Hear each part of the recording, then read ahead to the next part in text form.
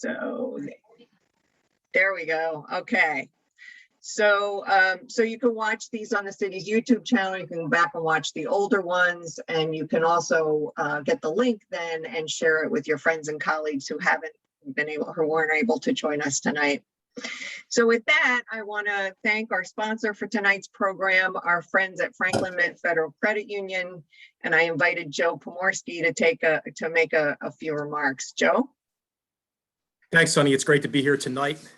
Franklin Mint Federal Credit Union, we are very happy to sponsor this evening. So again, thank you to you and to Amber. Coatesville Second Century Alliance. Sue Smith, our Downingtown branch manager, is also on the call with me.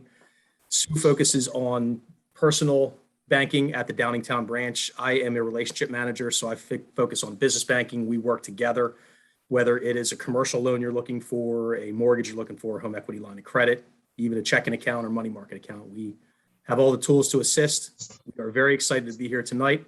Thank you to everybody for attending and looking forward to a great evening. We appreciate it, Joe. Thanks so much. Appreciate your partnership. So with that, we're just going to get started. We're going to roll right into Sue Springsteen. Needs no introduction. She's Coatesville's newest, biggest cheerleader. So Sue, take it away. And I think you can share your screen. You should be able to. I have to hit the unmute. There you go.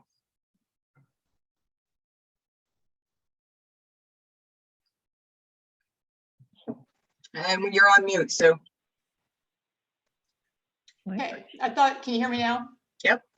I thought I would start with bringing everybody up to date on what's happening at 190 West. It's what we affectionately call that nice big facility at the corner of West Lincoln Highway and Church Street. So, and then I'll go into some other news that we're excited to share. So we have moved. 190 West is completed. It's occupied.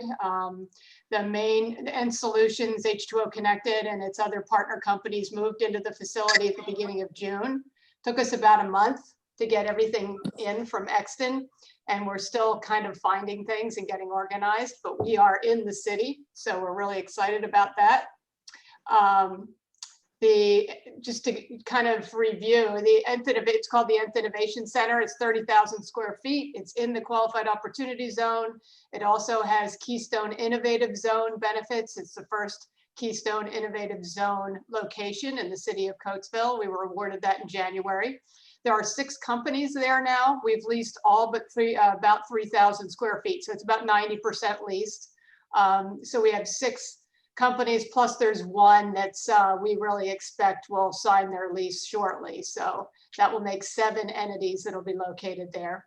The newest addition is an early stage medical device company called Prescient LLC, and they make a smart device that applies compression to patients with heart failure to improve their recovery. So, and they're early stage pre-revenue, and the reason they came to town was the QOZ and KIZ benefits. So, and they're really excited to be here. They just love Coatesville. We've continued our high school internship program. We've got 15 high school interns. We've got a couple from Coatesville, so that's really exciting. Through EDC and Murray Walker Smith, we hosted the first STEM camp back in late July, so that was exciting, and we're still expected to plan our ribbon cutting here soon. So stay tuned. You'll be seeing information about our grand opening ribbon cutting, and everybody can come check out our building. So with that, I want to talk about some new and exciting information. Now that we've had some time on the West End, we would love to make an impact on the East End. So the developer, Proudfoot Capital, developed the Nth Innovation Center, is in the process of purchasing 300 East Lincoln Highway, affectionately known internally as 3rd and Link. So it's going to be about a 24,000 square foot building with retail on the bottom and at least 2 floors of office, maybe 3. So this is what the site plan looks like here. This is the building right at the northwest corner of 3rd and Lincoln Highway. Then you have a parking lot, and in order to make sure we had enough parking, we had the extreme good fortune of being able to put this lot here under agreement. So we'll actually have, that'll remain a parking lot and be able to support this facility here. Now, I know people are parking there now, so if anybody's on this call, and I want to avoid extreme panic as to where they're going to park their cars, we will be reaching out to the folks that are currently parking in this lot and working with them, understanding their current relationship and making a transition over time. So nobody needs to worry immediately that they won't have any place to park their cars. But anyway, we do have one major tenant, the 2nd floor office taken. And then we also have part of the retail space on the bottom floor. We have a tenant that's moving in, and a lot of interest. So we're really, really excited to get started on this project shortly. So it's a proven team. So this project is going to happen pretty quickly. The same team that did 190 West. As you remember, this is what 190 West looked like about 2 years ago. This is what it looks like now. Same people coming into town, same kind of high quality construction, high quality design, efficient process. We expect that this will go up about as fast as the new building went up for 190 West. So we expect it'll be in about a year. So we have, as you know, and you hear me speak, I'm a big Coatesville Rising person. We're really excited about doing this again. We expect to close on 3rd and Lake by the end of the year, and we hope to have the building occupied within 12 to 15 months. So with that, I'd like to turn it back over to Sunny. Thanks, Susan. Really good news. That is very exciting. We're thrilled. We're really thrilled. That has long been one of the anchor spaces in downtown, and it's just going to start to, the revitalization is going to start from that corner up. So very exciting news. Congratulations. Thank you.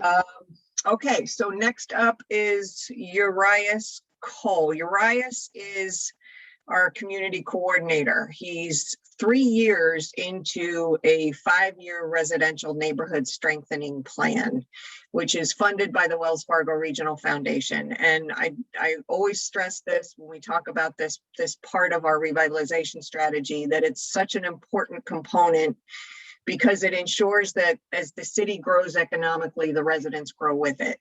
Our goal is to mitigate the possibility of gentrification and any resident displacement, and as the city's economy improves. And so this grant from the Wells Fargo Regional Foundation and Urias's role is to achieve that goal, that we mitigate that displacement. So Urias, you want to talk about what you've been up to? I'd love to, Sunny. Thank you. And thank you, Sue. I'm always excited to hear what you're doing in Coatesville, because I know your heart for Coatesville, and it usually turns out great. So super excited for what you have going on. So thank you, everyone. As stewards of the funding provided by the Wells Fargo Regional Foundation, we want to make sure that we're putting our money towards things that provide the best utility for Coatesville. So I'm going to talk about what we do spend our money on, because I think that's the easiest way to figure out where an organization's priorities are. And one of our biggest tenets is resident engagement. We want a community that's participative, that's involved in what's happening in their community, and we're trying to figure out how to engage those residents. And when those kind of things do happen, when we do cultivate resident engagement within the city, we have to be ready to make sure we're there to support them when residents come out and say, hey, we want to do X, Y, Z. So the things I'm going to talk about are things that we've supported that residents have really pushed the initiative themselves. And I want to thank our steering committee, who we go through approval process with them to make sure these things are what we want to do.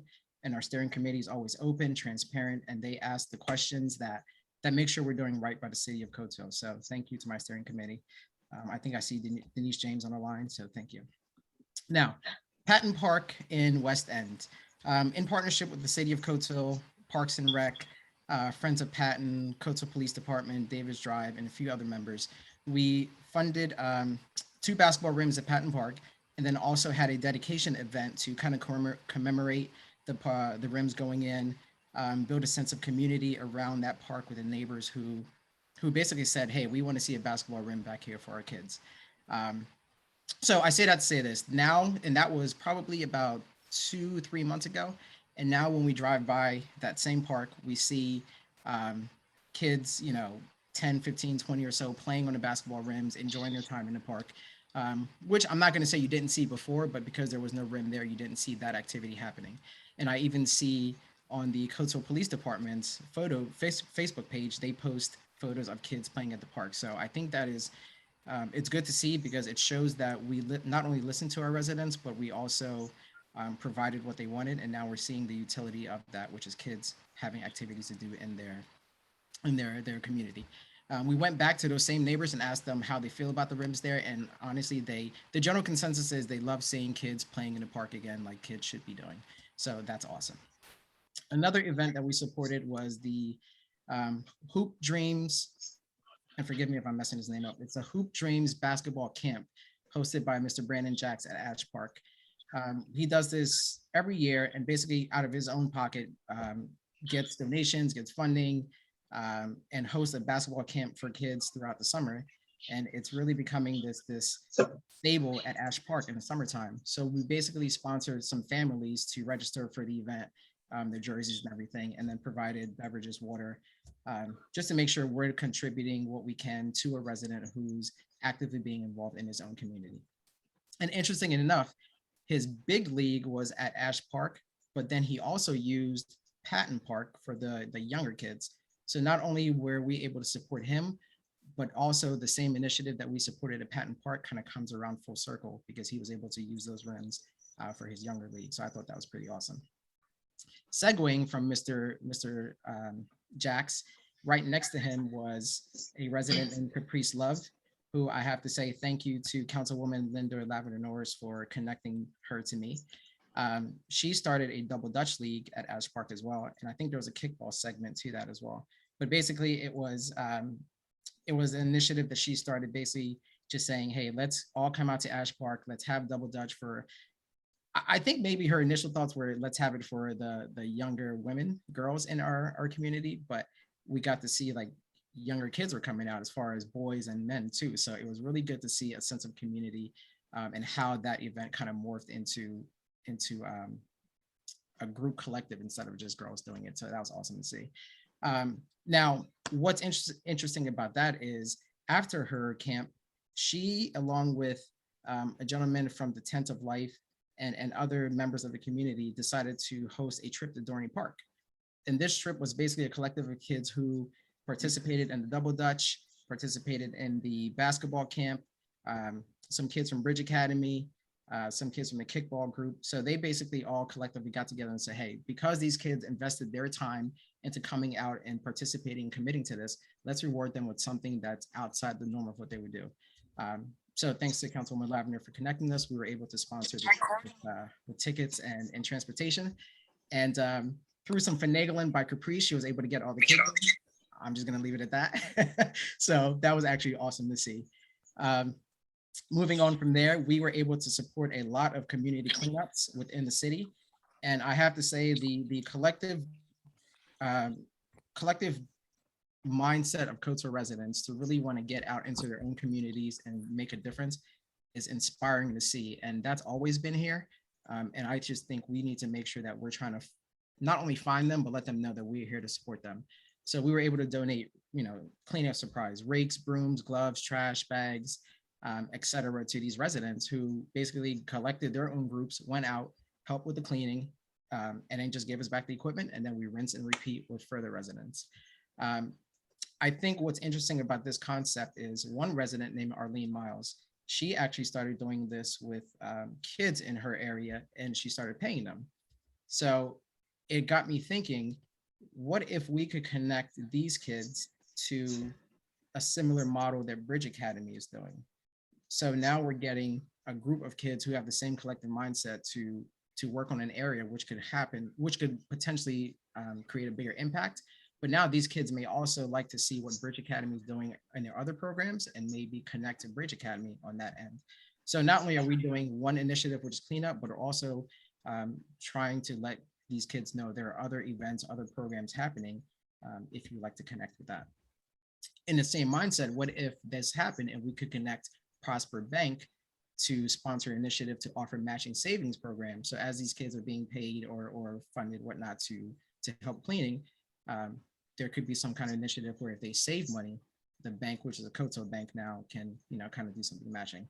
Thinking outside the box, but these are the kind of things that we're looking to not only help this community with, but also think down the line as what does this do? What's the next? You know, what's the carrot? Our home ownership initiative. This is an initiative that we sponsored, partnered with MCDC, the county, Housing Partnership, Habitat, Open Hearth, and so forth.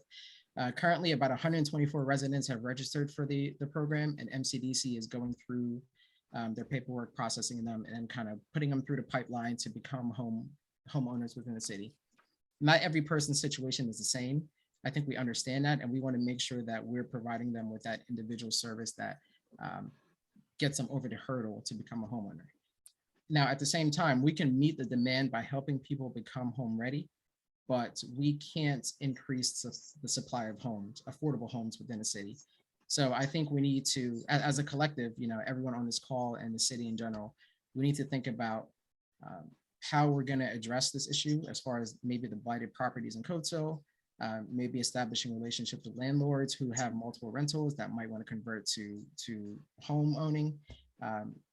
We just have to think outside of the box because the demand is there, but the supply is what's the biggest issue.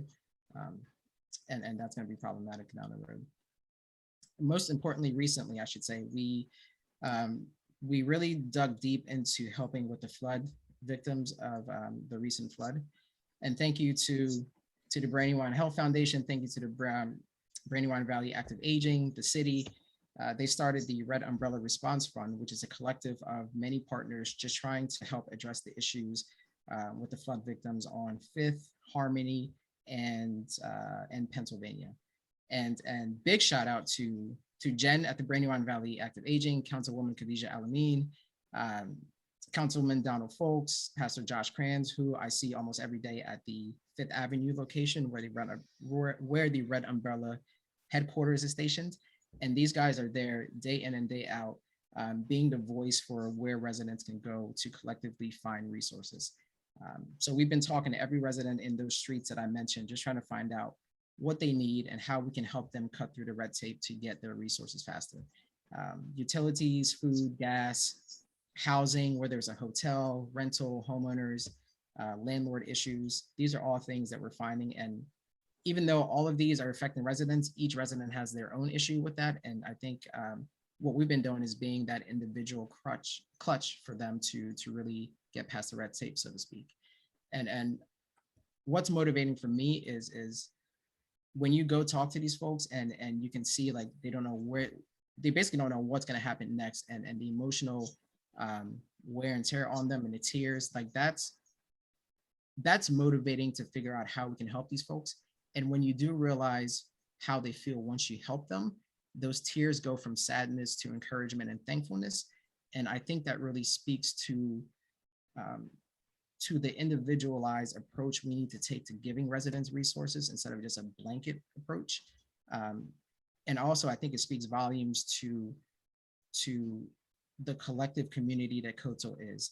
The monetary donations that people have made, the clothing donations, the equipment, the volunteering their time, it truly makes a difference to residents. And even though they may not see who these supplies are going to, it's going to people who definitely need it. And we see it day in and day out how thankful they are. So thank you to everyone who's donating, who continues to donate.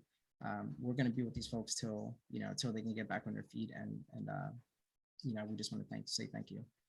So that's where we've been putting our money for the past quarter. And I will be happy to answer any questions at the end of this presentation. Thank you. Thanks, Urias. I appreciate that. And I think we all appreciate all the work you've been doing with all of the community partners, down in that area, the impact zone. I do want to make a point that if you're interested in contributing, the Brandywine Health Foundation has set up the Red Umbrella Fund, and you can learn more about that at the Brandywine Health Foundation's website. Okay. So next up, Amber Little Turner, our downtown manager. Also a part of an overall citywide economic recovery plan is a focus on downtown revitalization. And Amber's our downtown manager, and I'm going to let her talk a little bit about our efforts in that department. Thank you so much, Sunny. Can you hear me okay? Hopefully I don't have echo. Yeah, Okay. a little bit of volume on there if you want to turn it down a little bit, but that's good. How are we doing now? Good. Perfect. Really quick, also just really want to echo Urias's sentiment in reference to everyone that has put into the local community here as a resident.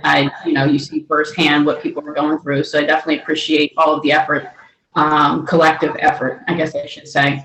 But thanks, Sunny. Thank you to everyone that's joining us this evening. Like Sunny said, I'm the downtown manager. My area of focus basically is 1st to 4th Avenue, City Hall to train tracks. And I'm working with the business merchants, property owners, and residents in this area, of course, to revitalize the downtown.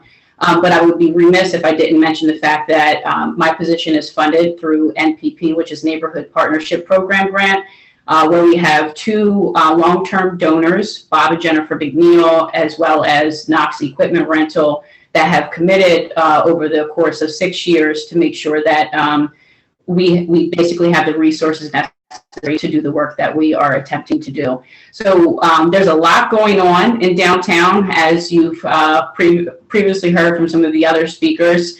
I would like to talk a little bit about some of the goals and initiatives that we have going on in downtown Coatesville. If you follow us on social media, then you've had an opportunity to see some of the activity that's going on.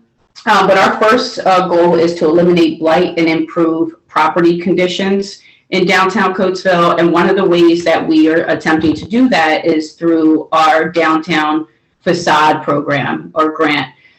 So basically we issue 3 of those grants per year, and we are matching up to $7,500 invested into your facade. So if you are a property owner or commercial property owner, you can apply. We're currently going through that process as it stands. There's one property in downtown that I always like to point out. It's the old Darius's sneaker store. There's a jazz cafe going into there. Last year, they took advantage of our grant. The building is absolutely gorgeous. It's like night and day if you've seen my Transformation Tuesday post on our social media. But again, make sure you share that information with those that are in the downtown Coatesville area. The number 2 goal for downtown Coatesville is to retain and strengthen our businesses. So I've been busy, of course, connecting with the merchants that are here, not only right there on the main corridor on 1st to 4th Avenue, but those that are also in the Midway Arts Building. So basically, I'm here to be a liaison, a mentor, if you will, someone that can help point them in the right direction as far as business resources.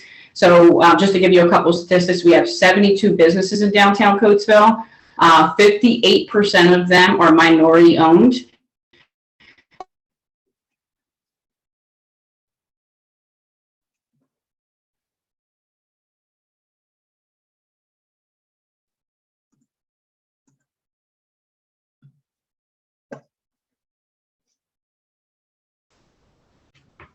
Oh, Amber, we lost your sound.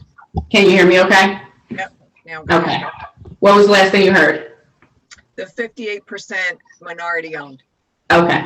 And then we also have a large percentage of Spanish-speaking businesses here in downtown Coatesville. So knowing that we partnered with True Access Capital, which will be putting on a business planning workshop starting next month, all of the information can be found on the City of Coatesville's calendar.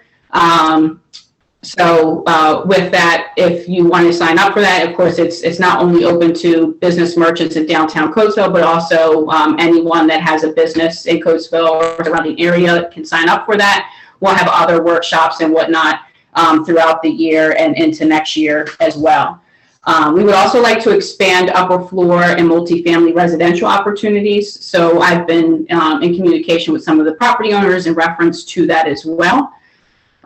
We are attracting an appropriate mix of retail and hospitality businesses. I can see someone's screen. Is that only me? Yeah, no, I don't know what that is. Hold on. I think that's Petra. Not mine, but it's somebody's. Is it mine? It looks like Matrix. It says Okay. I'm not sure if we can see someone's screen, but Yeah.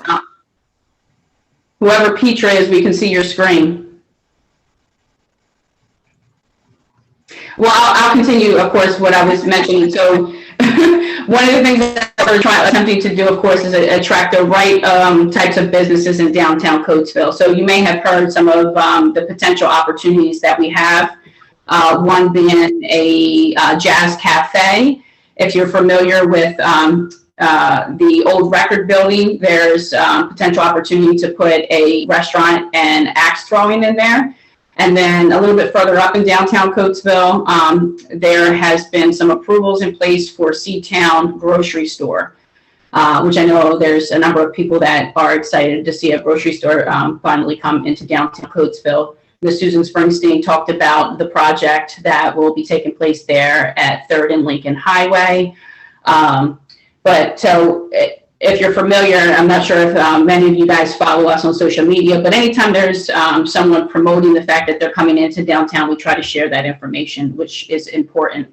There's a young lady that's from Coatesville that has an opportunity to open a nail salon here, which I'm personally excited about because we haven't had a nail salon in a very long time. So if she's listening, we're looking forward to having you. And she'll be right where the gazebo and courtyard is in that small area there. We have we have a number of businesses continuing to move into downtown Coatesville, which is exciting. If you're familiar with the Midway Arts Building, we have 30 plus businesses there. We're continuing to celebrate ribbon cuttings and grand openings. So if you're a business looking to move into downtown Coatesville, I'd be happy to connect with you and help guide you through that process. We also want to ensure that we're having a welcoming environment, and we're doing that through a number of different ways. One is through our facade brand and making sure that we're eliminating that blight and creating a welcoming environment. Another way that we're doing that is through community cleanup efforts that Uriah's kind of talked about a little bit. We had a cleanup effort earlier in the year on Juneteenth, where we had a number of volunteers, thanks to councilman folks who donated flower beds for our flower pots. And if you had a chance to walk through downtown or drive through, you've seen how beautiful they look. So definitely thanks to everyone that was involved in that. We plan to do another one here in the fall. We also worked with and partnered with the Bridge Academy here in Coatesville, and we had an ongoing cleanup effort throughout the summer. So if you're not familiar with the Bridge Academy, they have summer programs, summer camps where they support our youth here in the Coatesville community. So with the older youth, we had them come into downtown once a week for 2 hours, and they had to sign up for this initiative. So we had 6 to 8 youth that participated in this process. And at the end of the cleanup efforts, the youth received a $25 gift card, whether that be to Uber Eats, Chipotle, clothing stores, etc. So it was really exciting to see them want to take initiative in participating in the beautification of their community, and also get something or receive a reward for that, I guess I should say. And then in reference to just kind of an ongoing cleanup effort, my colleague Urias and I have been in conversations with another local organization where we're trying to have an ongoing year-round cleanup effort that can work with some of the workforce development aspect of things and kind of bring it full circle. So that way we have a cleanup effort that's happening not only in downtown Coatesville, but throughout the rest of the city as well as our parks. And then last but most certainly not least, we want to focus on promoting and celebrating all that downtown Coatesville has to offer, not only in the future, but currently as it stands right now. So earlier in the summer, we held a Midsummer Night's block party. If you had an opportunity to attend, hopefully you enjoyed yourself. But there we utilized the courtyard where the gazebo is as well. We had a DJ, we had live entertainment, we had food trucks. We lost your sound again.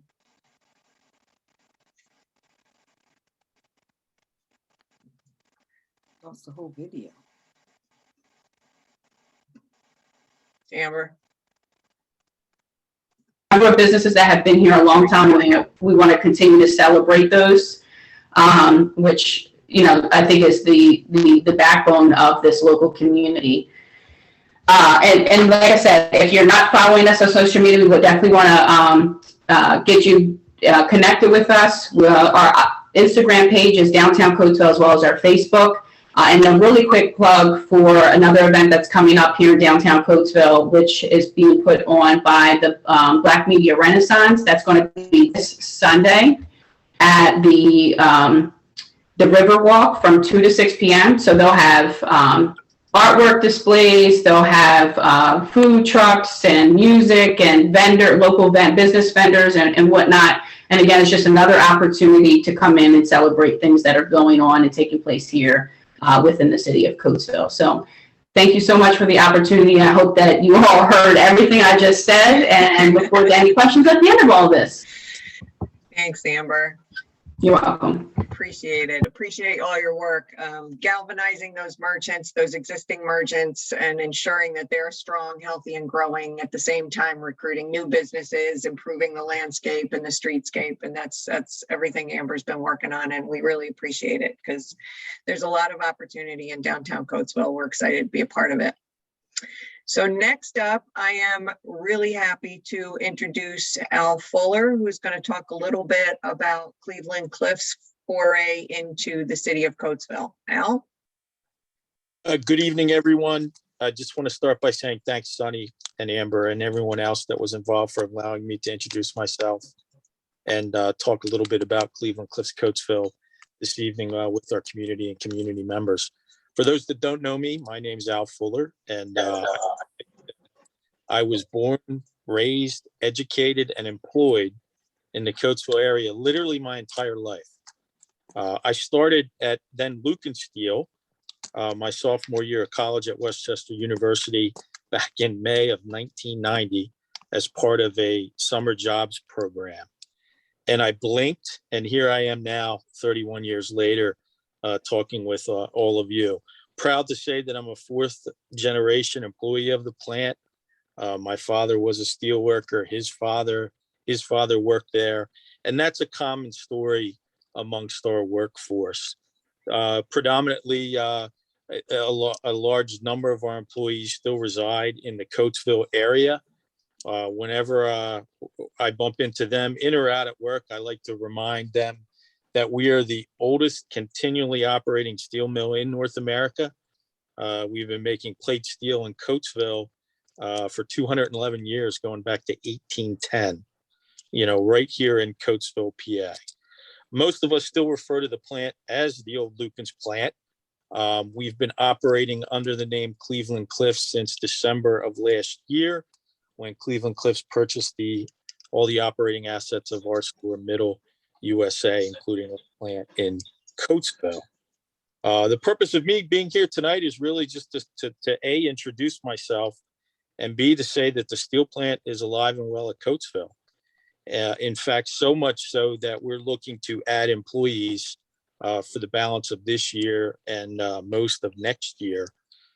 So if you're looking to start a career, change a career, looking for work, or know someone that is, I would say please consider us.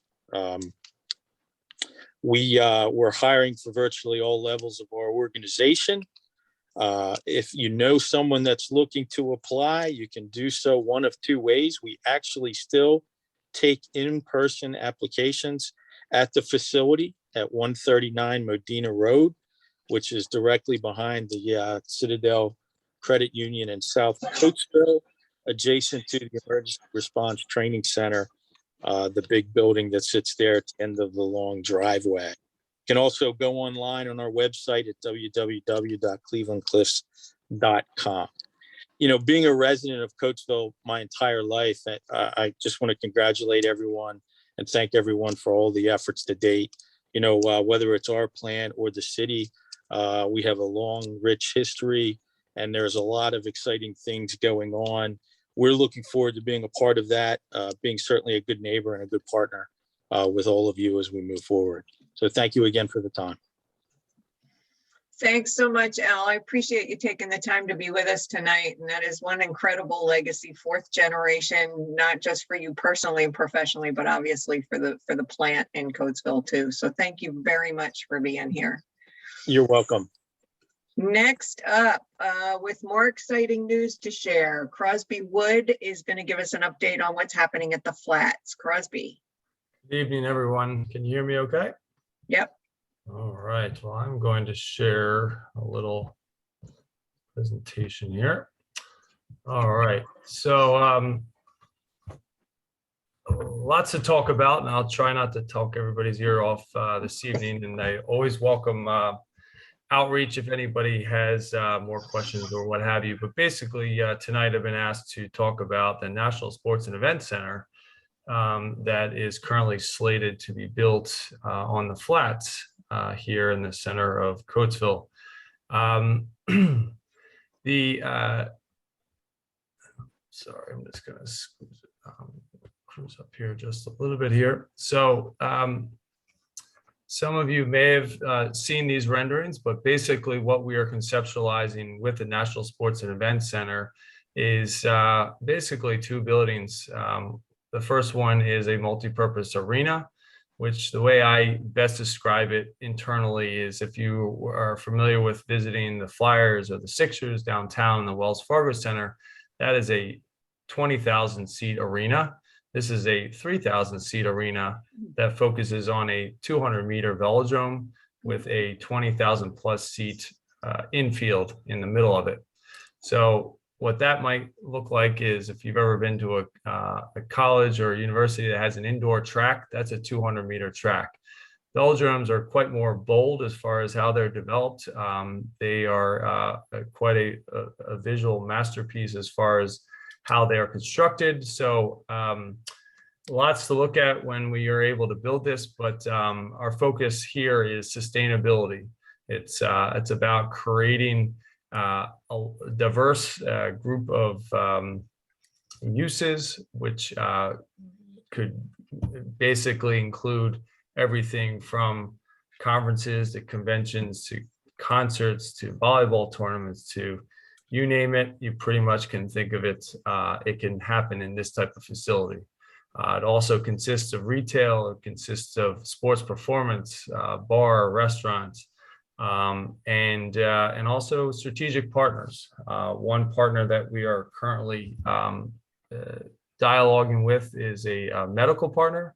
It's an important component to this as we intend to be working with world-class athletes on the cycling side, all the way down to youth athletes, learning to ride the velodrome or just train at a high level.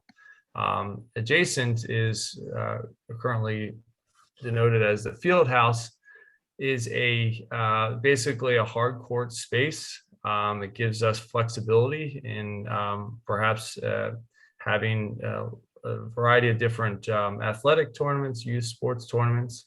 We're actually talking to a prospective vendor that is interested in 25,000 square feet to collaborate with us. That would potentially include a pool, would include all kinds of good stuff. And I won't go into elaborating a little bit more because it's kind of sensitive at this point. But when we make some progress there, I look forward to announcing that.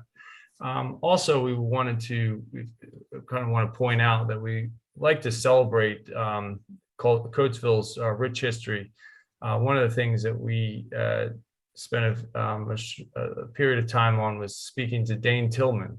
So on the right there, what you'll envision here is perhaps what we would like to see is a mural with some sort of plaza, amphitheater for outdoor space, et cetera. So there's a lot going on as far as what we conceptualize here. But again, it doesn't take away from really our primary focus is to create a positive impact on the community, create economic impact, create job impact, and just be something that the community benefits from. Here's a little bit of a side view. And while the the cycling piece will be a pretty kind of dramatic and impressionable piece of it. We have spent a lot of time diversifying away from the cycling so that we could really prove the concept and prove sustainability. One of our key partners in this project outside of World Cycling League, who is developing a whole team track concept, a league, et cetera, that would be taking place not only here, but all over. The sports facilities company bring a huge amount of credibility to our team because this is what they do day in and day out. They've been developing these types of facilities for the past 20 years. They currently manage close to 30 of these facilities, and not necessarily velodromes, but large use sports complexes. So they bring a lot of metrics to the table, what works, what doesn't, and are able to successfully analyze the local demographics and to determine the highest and best use of square footage. What you'll see here right now is that we are projecting this facility to be in the neighborhood of $40 to $50 million. We have not gotten to a point where we're actually value engineering the facility, so I'd like to think that we can get lower than that. But again, supply, we all know what the supply chain is doing this at this point, but I don't let those fears get ahead of us, as we've got a little bit of a runway here. So we'd like to think that those our supply chains are going to be more normalized as we look to break ground on this facility. You're also seeing nearly nearly 500,000 visitors a year. These are important because these are people that are coming and spending time here and looking to patron other businesses, which would create cottage industries that are going to spawn from this facility being here. EBITDA is really kind of getting into the long-term sustainability of the facility because, as I've stressed to everybody, this is not a community center. While we want the community to benefit from this, the most important thing is that it's sustainable, that it creates a positive impact. And while it's exciting to conceptualize trying to build such a facility, if this facility is not managed properly and is not profitable, then we all wish it wasn't here. And so I try to really kind of get down to brass tacks on that, because it's really important that we want this to be a sustainable project that creates the economics that we're promising here. And so it boils down to first-class management. And as a result, there'll be lots of residual value in the uses for the community over time. This is kind of my favorite image, and because it captures the bridge and all that good stuff. One thing that I'll kind of mention is that in the foreground is a pad site for a hotel conference center. We've had a number of dialogues with the Conference and Visitors Bureau, who really has stressed the importance of trying to have conference space. So while the arena will be the primary driver to create or create the demand for another, well, hopefully another hotel, we'll get the Marriott up and running, and I'm sure someone else can talk about the progress that's happening there. But we intend to facilitate a dual brand hotel that would not only have overnight stays, but long-term stays, as we intend for people to come here for an extended period of time, and frankly, from all over the world to come and train here, as this will most likely become an Olympic training center for track cycling. Again, you're seeing some of the metrics there to the bottom right, as far as the amount of events and competitions, what that is going to translate into room nights, and then also visitors and direct spend, nearly 20 million. While I'd like to say that we're further along, we're actually fairly in line with what we've projected here, and we are making progress on a lot of different fronts. But as you can see, we're in the 5th month, essentially halfway through our 2nd quarter of pre-development, which basically is 12 months. So we signed our agreement of sale with the redevelopment authority on the 16th of April. We have 12 months in pre-development. We have a few months that we can extend. And then we anticipate an 18-month development or construction phase. So while I conservatively say that would put us into, what does that pay? Put us into spring of 24. My partners would like to think that we would be a little bit more aggressive with that. So very conservatively, spring of 24, but we want to try to get ahead of the 24 Olympics. I think it's in the winter, right? Or sorry, in the spring. Anyway, it's in 2 years. So we're trying to, again, advance cycling and get ahead of or deliver this project as quickly as possible. This is again, touching base on the cycling piece of it. The bottom right gives you a little bit of a snapshot of what it looks like in such an arena. And again, this is about creating and driving programming that's based on entertainment. We go to sporting events for entertainment, and that's what one of my partners, Dave Charner, is excellent with. Is one of the premier promoters of cycling in the United States over the last 30 or 40 years. And he has a very compelling program that he looks to unfold both here nationally and internationally through Team Track.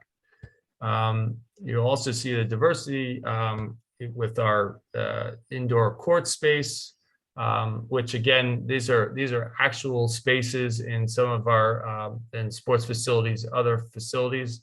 And so they know it right down to the square foot of highest and best use of these types of spaces. Youth sports is, I mean, we all talk about like, the future of Coatesville. Well, the future of Coatesville, I'd like to, think that no one would argue me, is our youth.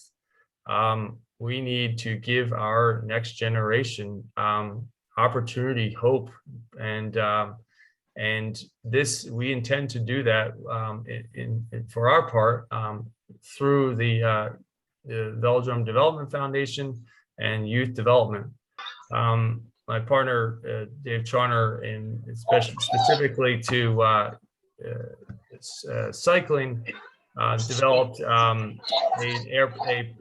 a youth sports, a cycle youth development program in Trexlertown that has been sponsored by Air Products for over 40 years, and they've produced just countless kids all the way up to Olympic champions, and we intend to capitalize on all the untapped athletic prowess that this city has to offer. So we're excited about that, and we look forward to unfolding that.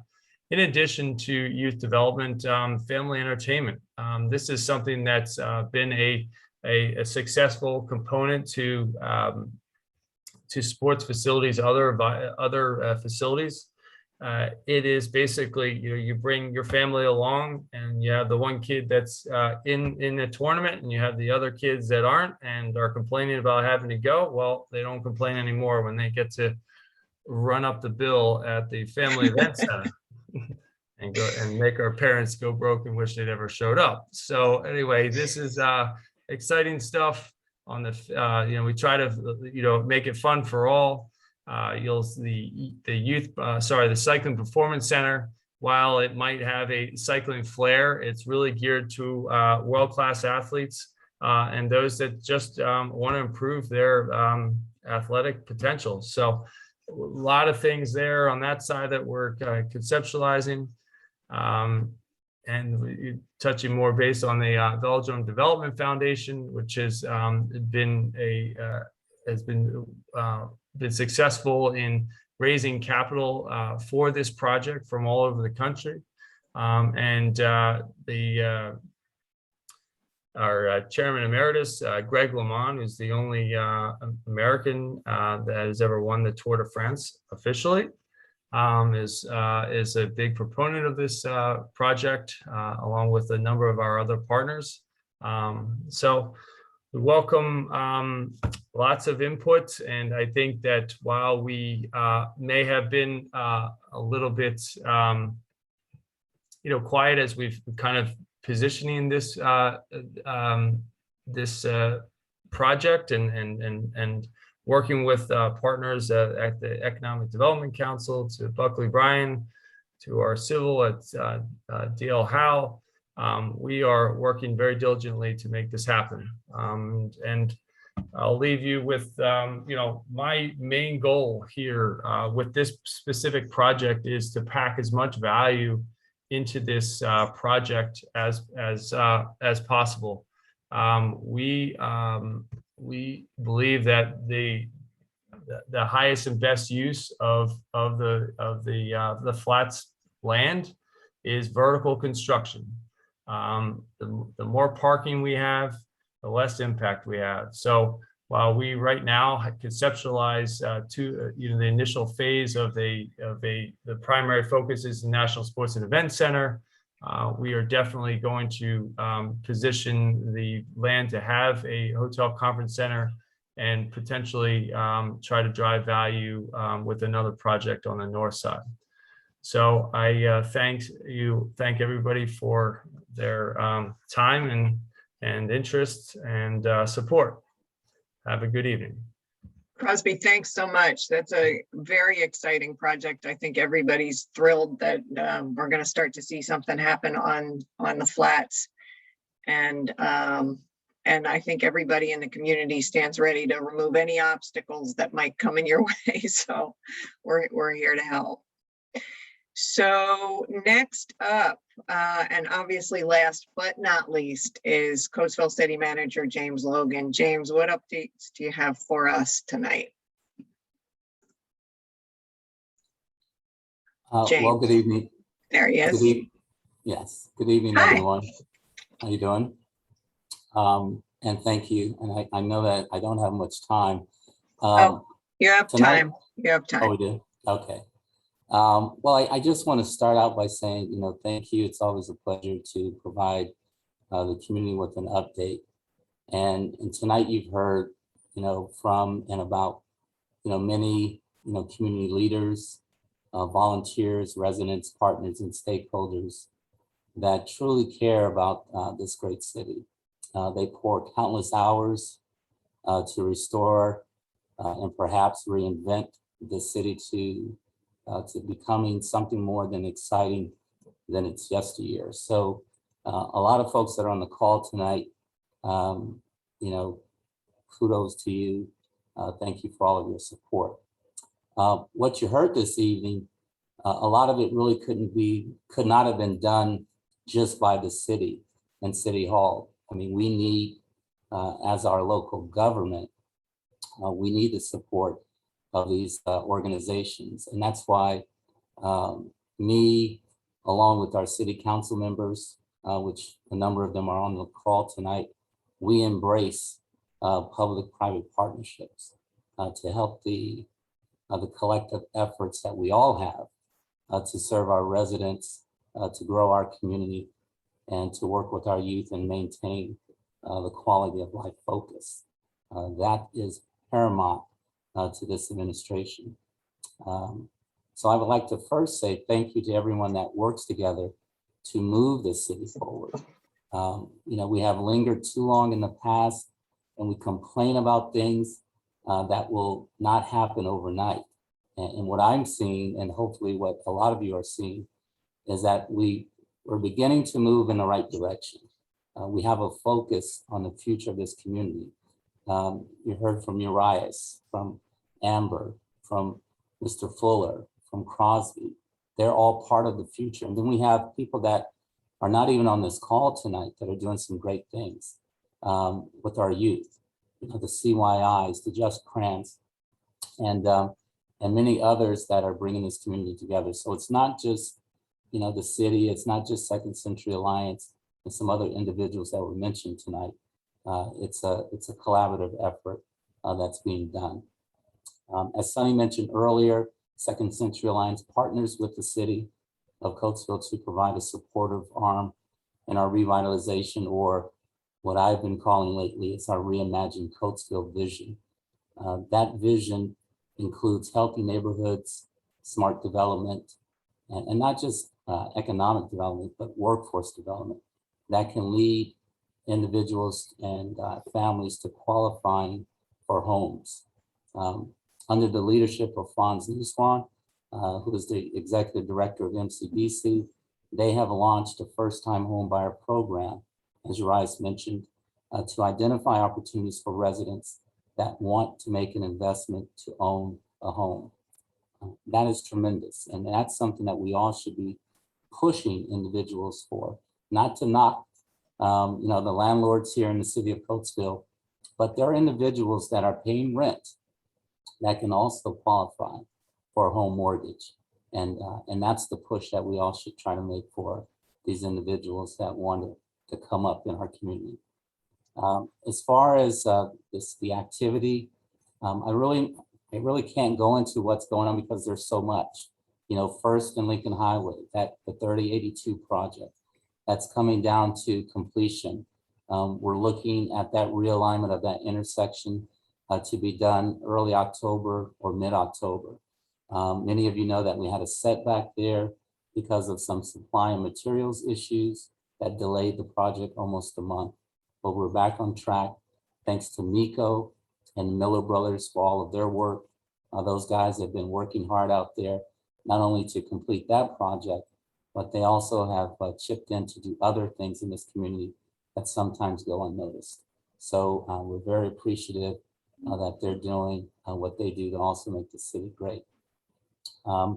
We have projects ranging from the train station, which many of you know, that's the new train station that's going to be happening on 4th Avenue in Fleetwood. That bid packet went out. We are anticipating shovel in the ground activity of Q1 of next year. If that doesn't happen, of course, there's contingency plans. It'll continue to move, but there is a commitment for that new train station, which will be ADA compliant, state of the art, and it will also have a pedestrian walkway for individuals here in the community. I think the big elephant in the room has been, what has the city been doing from the aftermath of Hurricane Ida? We've been working with a number of organizations, throughout the community. We've been recently working with FEMA and PEMA to get people to go to the recently opened Resource Recovery Center to submit their information so they can get funding for disaster relief or any relief that they can pretty much acquire from the aftermath of the storm. Urias did mention a few individuals that have been down as what we call the impact zone. That's 5th and 6th and Olive. And one person, Urias, that I don't know if you mentioned, you may have mentioned his name, but I'll throw it out there if you forgot it. Mr. Rob Marshall and New Life in Christ Church. They have been a tremendous support to helping those individuals down in that area. And without Rob and Jen, and some council members that you mentioned, a lot of the work that's being done down there would not be achievable. And I have to say that I think it's only fair that if it wasn't for the quick thinking of Bill Pierce, the executive director for the Brandywine Active Aging Center, see, Bill, I got it right, to hire Jen Matthew, which led to the Umbrella Response Fund, this probably would not have materialized. And my hat goes off to Brandywine, to the Brandywine Health Foundation's Vanessa Briggs for her support. And it was really Bill and Vanessa that birthed the funding initiative, which if you go to the Brandywine Health Foundation's website, you can get all the information of how to donate and how to continue to support their efforts down at the impact zone. In addition to that, for those of you who were out there, you did see several community leaders out there, some mentioned already, that continue to provide support. And a few people are still down there as we speak, just helping people either back into their homes or with some of the building needs that they may have at this time. So again, from the city standpoint, we continue to work with FEMA. I did mention the Disaster Recovery Center that has been established. That is at Ash Bridge Square. That's located at 945 East Lancaster Avenue in East Callan. That center will operate Monday through Friday from 10 to 7 and Saturday from 10 to 5 until further notice. So if you happen to know disaster survivors, or if you are a disaster survivor, you can get help there by applying for federal assistance. You can also learn about types of assistance and about appeals and the process that can give you updates on applications. So again, we are working to assist where we can. You know, the city is short-staffed, just like a lot of folks. As you all know, that the country is suffering from you know, from just being short-staffed. You know, there's a lot of companies and organizations that, you know, we're having hiring challenges, and there's no, you know, the city is not immune to that. So we're trying to do as much as we can with our skeleton crew, and I think people are pulling together to make some really good efforts. As I mentioned, there's a lot of things that are going on. Most of them have been mentioned tonight. We will be looking at streetscape projects in the future from 1st to 4th. In addition to that, there's a lot of building activity. One of the initiatives that I've been working on, which many of you are familiar with and know, are workforce initiatives. We've had several companies come into the city, working with the city to get our residents employed that are looking for gainful employment. United Safety was the last company out of Exton that hosted a job fair. It was August 27th. But since then, we've had companies like Urban Outfitters, Oregon Truck Company, CTDI, Phytogenics, and United Safety, as well as, I forgot to mention, craft buses. They all have come out with welcoming arms to help us reduce our unemployment figures here in the city and get some very talented people. So thanks to them, and we hope we can continue that support in the future. On the fun side of the city, many of you know that we started our Sounds of Summer Jazz Music series a couple of weeks ago. We did get rained out on our first night, but hopefully this Friday, September 25th, we'll have another good evening of cool weather and cool jazz to listen to. All of the shows are at Abdullah Park, and this is our way of just you know, trying to provide some relief and relaxation for our residents, listening to some great music, great talent that's been brought to you by 50/50 Entertainment. Mondre Boggs has assisted the city in identifying this talent and bringing it to the city of Coatesville. We were out there a couple of weekends ago, or a couple of weeks ago, had a great time. And if you haven't been out to listen to the jazz series, we do invite you to come out and enjoy a great evening with us. This past Saturday, many of you know that we celebrated our 5th anniversary of the Grand Prix, thanks to Crosby, Chris Macalino, Councilman Simpson, Councilman Folks, and many others, Lisa Thomas, Ruth Ann Malday, and the staff. And if I forgot anyone, I apologize, but there's so many people to thank, especially our volunteers that toughed it out in the hot weather.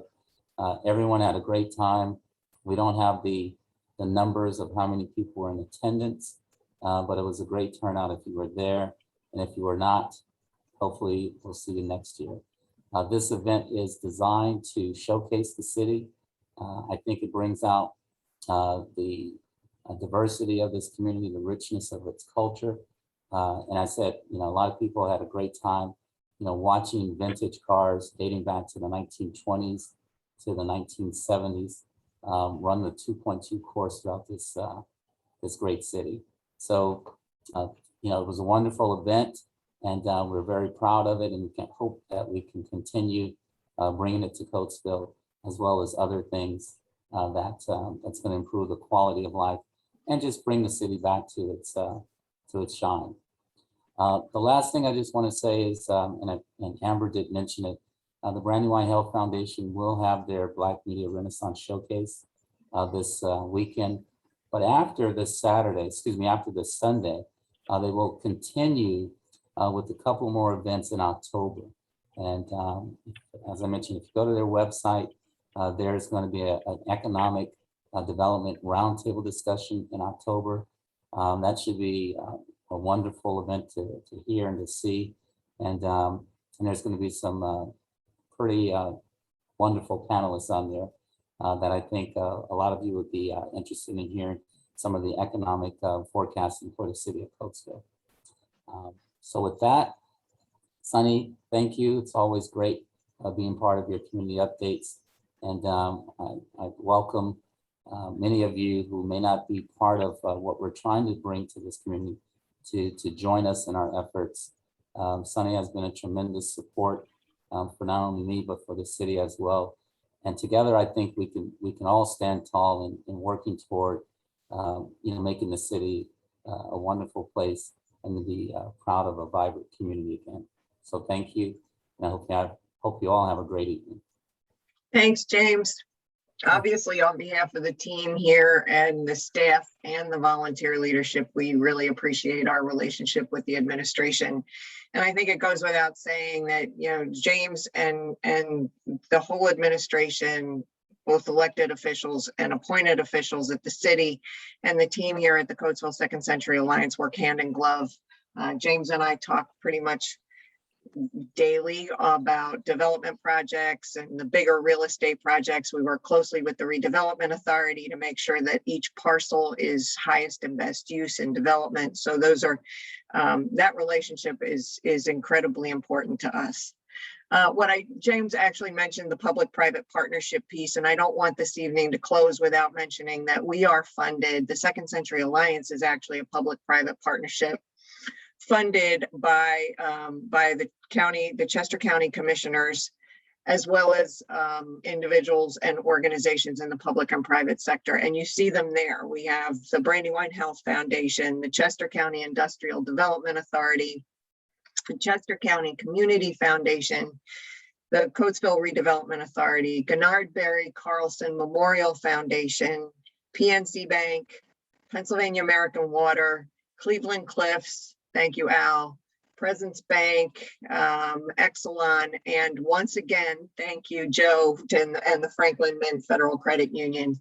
All of these are public-private partners, along with a whole host of individuals who contribute to and support our efforts and our mission to revitalize and drive economic development in the city of Coatesville. So with that, I'm going to take a look in the chat and see what we have here. I think a lot of these went to everybody. So Looker Books, I know, Amber, you're working with them on the possibility of a bookstore in downtown. So she's on. Here's a question about the Marriott. Gary Smith, are you still on the call? Gary's on. Gary, Yes, I am. do you Hello. want to just give a real brief update on what's happening with the hotel? Okay, certainly. So the hotel was sold at sale last week. I believe it was on Wednesday or Thursday. And the bid was received. I think the offer was made at $3.6 million. And it was acquired by a family organization that lives in Paoli. And Sonny and I and others are trying to host a meeting with the new purchaser and discover what their intent is for the property and how they're going to get that facility reopened as soon as possible. So we're looking forward to that conversation and more to come, I'm sure, in the coming weeks. Thanks, Gary. I appreciate it. I know that the collective opinion in Coatesville, EDC, Second Century City, and everybody involved wants to make sure that that hotel reopens as a higher level brand, either a Marriott or something along those lines. And we're starting to learn a little bit more about the company that purchased it. The firm, it does have a reputation for maintaining that type of brand hotel. But as Gary said, we're working to strategize an outreach plan to communicate with them and make sure that they understand where we are as a community, and in the hopes of keeping that and getting it open as soon as possible, and then making sure it stays a higher level brand. So thanks, Gary, appreciate that. Somebody actually posted in here that they heard it was going to be torn down, and though that is not the case, at least at this point. So Crosby, what's the completion date anticipated for the flats? I think he spoke to that. Shooting for just prior to the Summer Olympics, huh? Yeah, yeah. So basically our general idea is that 12 months of pre-development followed by 18 months of construction. So I'd like to think that we would break ground about this time next year, which would be followed by 18 months of construction. So could we do it in 12? I can't tell you that. So that's generally where we are. So conservatively spring of 24. Okay. And is this just a concept design? How far into the design phase are you?